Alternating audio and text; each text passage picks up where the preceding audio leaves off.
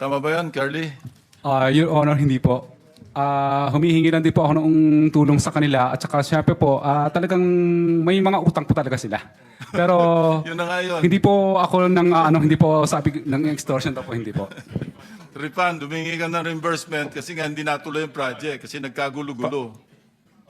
Paano nagkautang yung congressman? Nag-advance ng kontraktor. Kaya nga, pero congressman yun. Hindi ko naman. na alam yun. Hindi ko na alam. Thank you. So binabanggit ninyo, dahil contractor siya eh. So inaamin niya na may mga kausap talaga. Anyway, inamin naman talaga niya na may kausap siyang mga congressman na yun na nga, na naniningil. Anyway, Mr. Chair, may I interject? yes, please go ahead. Let me just ask D. Alcantara. Nabanggit po kayo sa statement ni Yusek Bernardo na kayo po are you telling us now na wala ho kayong rekta na communication kay dating Yusek Trigive at saka kay Mr. Ngo? Saan ho niyo dinideliver yung pera na para sa kanila intended? Kay Yusek Bernardo lang po. Pero never kayong nag-encounter ni Trigive at saka ni Mr. Ngo? Hindi po. Hindi po, sir. Kaya nga, matanong ko lang, saan ho galing yung binibigay nyo kay Yusek Bernardo para allegedly ibigay dito sa dalawa? Sa contractor nga po. Sa kontraktor. Yes po. So, so hindi ikaw mismo ang nag-aabot sa dalawang Ay, yan. hindi po, Your Honor. Hindi po. Pero kilala mo sila, Si Yusek. Yusek Olaibar po, kilala ko po siya dahil yung DepEd inspection po ni Pangulo. Aha. What about nakikita si po kami. Mr. Ngo? Hindi ko po kilala, Your Honor. So not at all, sir, kasi base dun sa statement, hindi direkta na inaabot ninyo ang pera dun kay Mr. Olaibar at kay Mr. Ngo. Yes, Your Kaya Honor. so dumadaan kay Yusek Bernardo. Yes, Your Honor. Ayun. And then galing po ito sa contractor. Ilang contractors po ito? Are we talking? Depende po, sir, sa bumaba pong listing. May listing naman po kaming sinasabit. Kung bawa po, kung ang listing ay 20, depende po sa contractor kung sino yung kayang mag-risk. Kasi pera po nila i-advance. Hindi mo na inaalam para kanino yung i-deliver mo kay former Yusek. Hindi na po, Your Honor. Ayun. Thank you, Mr. Chair. Thank you, Senator Pangilinan. Mr. Bernardo, ano naman ang masasabi niyo dun sa naging testimonya rin ni Mr. Ngu? Denying what you alleged. Mr. Chair, uulitin ko po, nakalagay po sa affidavit kito at tatayuan ko po ito. At ako po ay permis doon sa aking affidavit na nangyari po ang lahat ng dineklara ko dito. Okay. I have no further questions. On that point, Mr. Chairman, if you don't mind. Well, the public are listening. We have two resource persons who are saying that Yusek Bernardo is lying.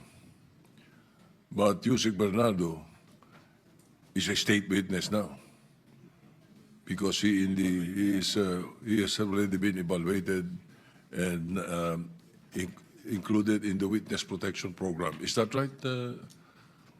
That is correct, Mr. Chair. All right.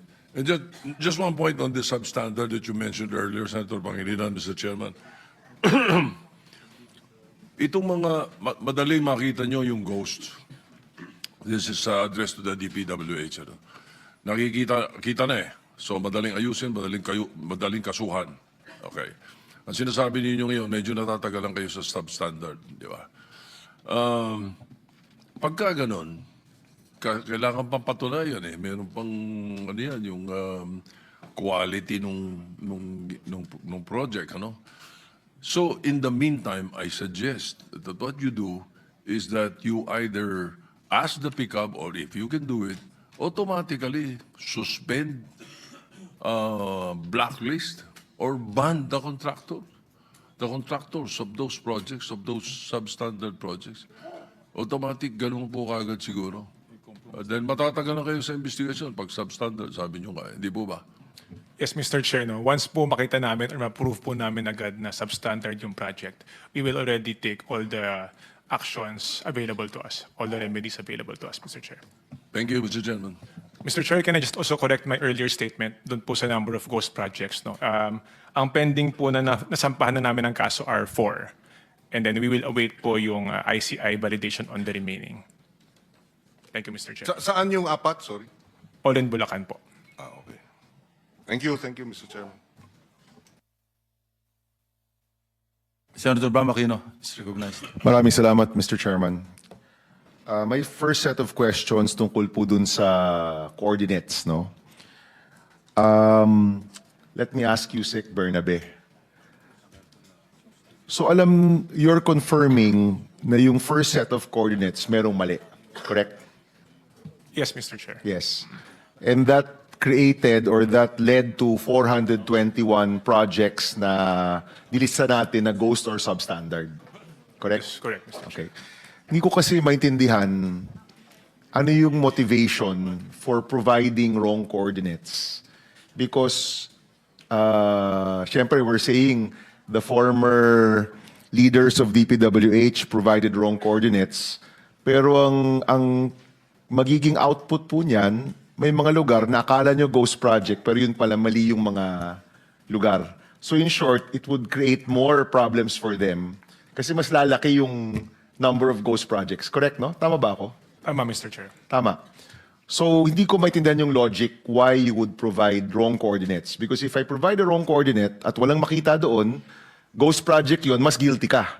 Di ba? Mas guilty yung ahensya, mas guilty yung mga kasama sa DPWH doon. So I'm trying to understand, can you hazard a guess why they would put in wrong coordinates? Mr. Chair, perhaps we can ask Well, Secretary. Secretary, you may, but alam ko you answered this already earlier, right? Yes, Your Honor. I think, in the first place, it is not actually correct to say that what we have submitted are wrong coordinates. These are correct coordinates, but for purposes of planning. So meaning wala pa pong nabubuo. These are locational coordinates, Your Honor. There are locational coordinates. Now, the other coordinates that we're talking about are coordinates for contracting purposes. Hindi ho ba magkaparehas ang locational tsaka ang contractual Kung coordinates? minsan hindi ho yung locational is where the project is located, and then the other one is actually yung as stake plan. That is the purpose of actually. Then it could differ from the locational coordinate and actually the Okay. actual contract coordinates. Okay, Secretary, hindi ho ba ang locational coordinate is a specific point, di ba? Pero syempre, pag pumunta ka na doon, siguro naman within your eyesight, makikita mo yung Yes. proyekto, di ba? So it should be within that vicinity.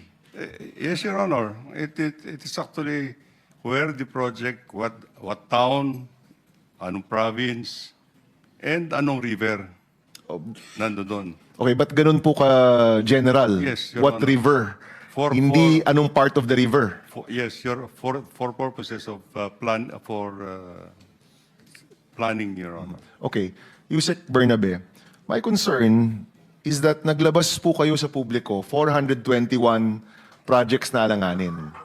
And now we're saying, ops, teka lang, hindi yan 421, actually, mas mababa yan. Correct, yan ang mangyayari, no? Hindi naman yan dadami, mas kukonti yan. That is correct, Mr. Chair. That is correct. And ang takot ko, yung publiko na ngayon pa lang mababa na ang tiwala sa atin, baka ang isipin nila, nag-cover up tayo. Kasi yung 400 noon na binalandra natin, ngayon sabihin mo ng 200 na lang, 150 na lang, ibig sabihin yan, mas konti yung mga alanganing nahanap. Are you thinking of that? Naiisip niyo po ba yun na baka yun ang dating sa tao na may tinatago tayo, sinabi na nating 400, ngayon babalik tayo, 300 lang pala, 200 lang pala. Yeah, of course, Mr. Chair. No? Kaya lang po, that's why we used at the onset, I suspected ghost projects. Suspected pa lang po dahil subject of validation. Of course, after validation, kung naman meron po nakitang structure, then of course, our hands are tied. We will have to cross that out. Okay. And, Yusek, my suggestion, and of course the committee is here to accept the data, is kung dun sa 421, maging malinaw tayo, at ilagay talaga natin nasaan yung proyektong nahanap ninyo kumpara sa bawat coordinate na binigay natin dun sa 421. Diba? Kung babawasan natin yan,